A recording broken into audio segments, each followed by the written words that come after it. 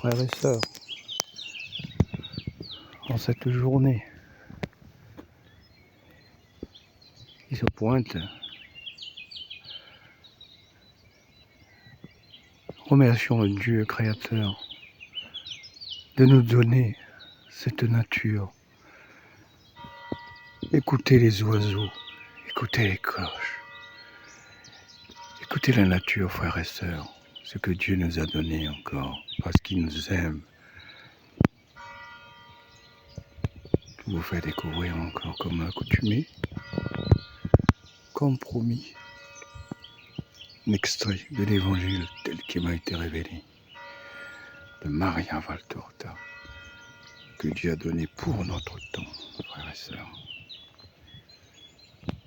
Écoutez la louange des oiseaux, écoutez la prière qui s'adresse à son Créateur, le Dieu d'amour, le Dieu de puissance, le Créateur du ciel et de la terre, de l'univers visible et invisible. Pour vous, frères et sœurs, ce matin, que l'amour et la grâce de Dieu vous accompagnent tout au long de cette journée. Que c'est beau, qu'est-ce que c'est beau la nature, que c'est beau.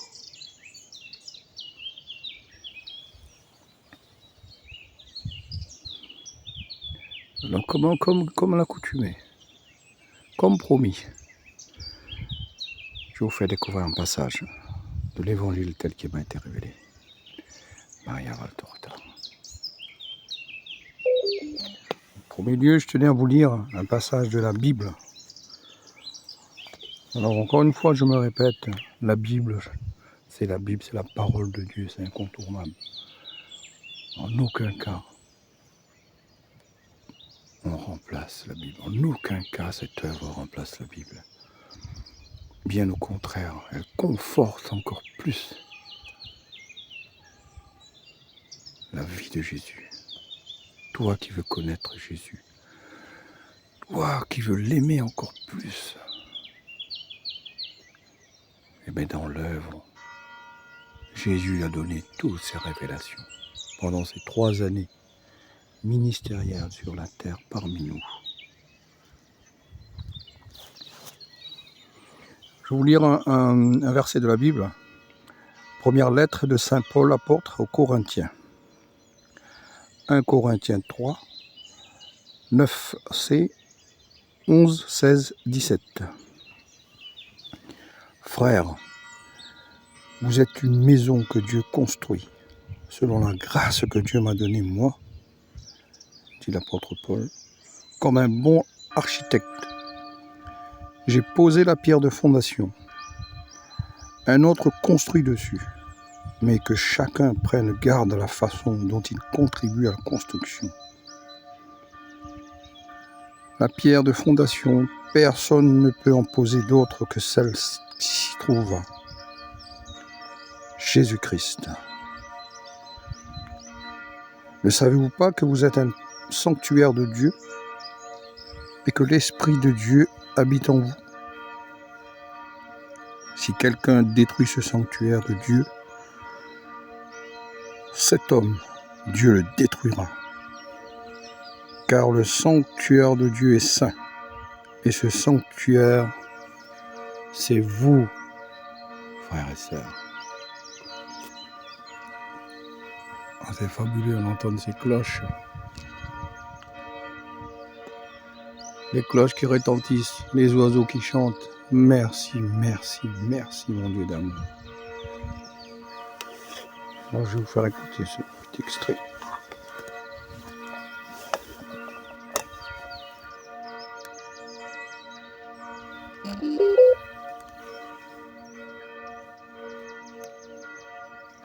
Jésus apparaît aux disciples d'Emmaüs.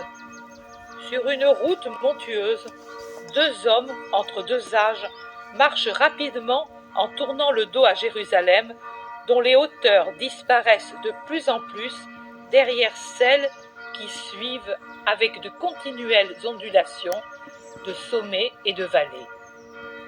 Ils parlent entre eux, et le plus âgé dit à l'autre, qui peut avoir 35 ans tout au plus, « Tu crois qu'il a mieux valu agir ainsi ? J'ai une famille et toi aussi. Le temple ne plaisante pas. Il veut vraiment en finir. A-t-il raison ? A-t-il tort ? Je ne le sais pas. Je sais qu'il a l'intention bien claire d'en finir pour toujours avec tout cela. Avec ce crime, Simon, donne-lui son vrai nom, parce que c'est au moins un crime. Cela dépend. En nous, l'amour fermente contre le Sanhédrin. Mais peut-être, qui sait ? Rien. L'amour est clair. Il ne porte pas à l'erreur. Le Sanhédrin aussi, les prêtres aussi, et les chefs aiment. Ils aiment Yahvé, celui qu'Israël tout entier a aimé depuis que le pacte a été conclu entre Dieu et les patriarches. Alors, pour eux aussi, l'amour est lumière et ne porte pas l'erreur. Cléophas dit, « Ce n'est pas de l'amour pour le Seigneur que le leur. Oui, Israël, depuis des siècles, est dans cette foi. Mais dis-moi, peux-tu dire que c'est encore une foi, celle que nous donnent les chefs du temple, les pharisiens, les scribes, les prêtres ? Tu le vois. Avec l'or consacré au Seigneur, on le savait déjà, ou du moins on soupçonnait que cela arrivait, avec l'or consacré au Seigneur, ils ont payé le traître, et maintenant ils paient les gardes. Le premier pour qu'il trahisse le Christ, les seconds pour qu'il mente. Oh, je ne sais pas comment la puissance éternelle s'est bornée à déplacer les murs et à déchirer le voile. Je te dis que j'aurais voulu que les nouveaux Philistins soient ensevelis sous les décombres, tous. Cléophas, tu serais toute vengeance, dit Simon. Je serai vengeance, car admettons que lui n'était qu'un prophète, est-il permis de tuer un innocent ? Car il était innocent. L'as-tu jamais vu commettre un des crimes dont on l'a accusé pour le tuer ? Non, aucun. Pourtant, il a fait une erreur. Laquelle, Simon ?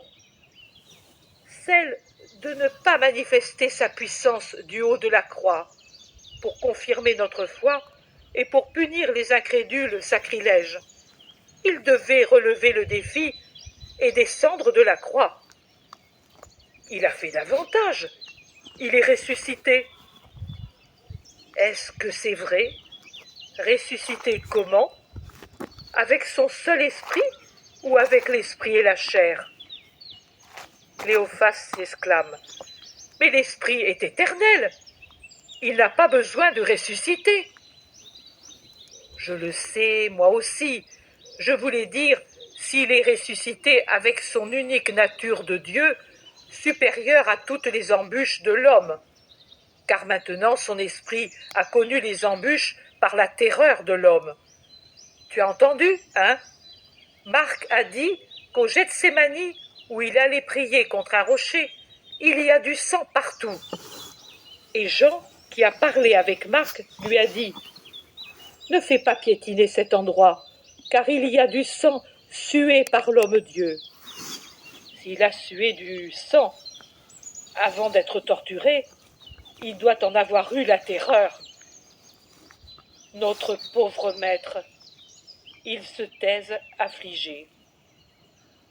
Jésus les rejoint et leur demande « De qui parliez-vous ?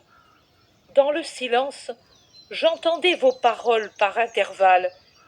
Qui a été tué ? » C'est un Jésus voilé sous l'apparence modeste d'un pauvre voyageur pressé. Les deux ne le reconnaissent pas. « Tu es d'ailleurs, homme. Tu ne t'es pas arrêté à Jérusalem ? Ton vêtement poussiéreux et tes sandales en cet état nous paraissent appartenir à un pèlerin infatigable. » Je le suis. Je viens de très loin. Tu dois être fatigué alors. Et tu vas loin ? Très loin. plus loin encore que de l'endroit d'où je viens. Tu fais du commerce, des marchés. Je dois acheter une quantité infinie de troupeaux pour le plus grand seigneur. Frères et sœurs, avez-vous entendu cet extrait où Jésus apparaît aux disciples d'Emmaüs? Mais ses disciples ne l'ont pas reconnu, frères et sœurs. Ils ne l'ont pas reconnu.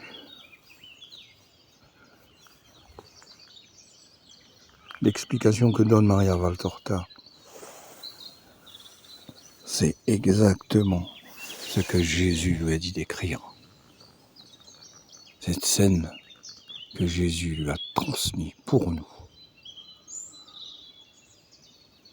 pour notre temps. Merci mon Dieu d'amour, mon Dieu de puissant, mon créateur du ciel et de la terre, de l'univers visible et invisible. Nous te louons, nous te bénissons Jésus, nous te rendons grâce. Merci mon Dieu. En ce jour, nous te rendons grâce en disant, notre Père, qui es aux cieux, que ton nom soit sanctifié, que ton règne vienne, que ta volonté soit faite, sur la terre comme au ciel.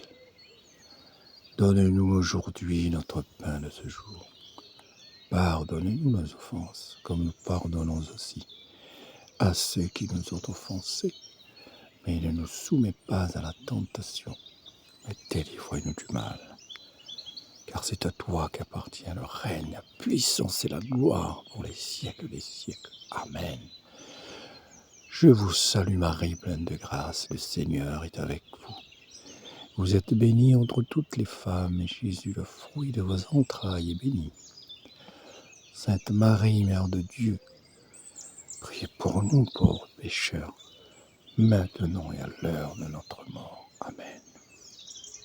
Gloire au Père, au Fils et au Saint-Esprit, comme il était au commencement, maintenant et toujours, dans les siècles des siècles. Amen. Frères et sœurs, n'est-ce pas merveilleux ce que Dieu nous a donné dans cette œuvre, l'évangile tel qu'il m'a été révélé de Maria Valtorta. Merci encore, merci, merci, merci du fond du cœur, mon Dieu créateur. Frères et sœurs, en cette journée, soyez abondamment bénis dans toutes vos actions, que Dieu vous assiste partout où vous êtes, que l'amour de Dieu vous envahisse et que la paix vous soit donnée. Amen.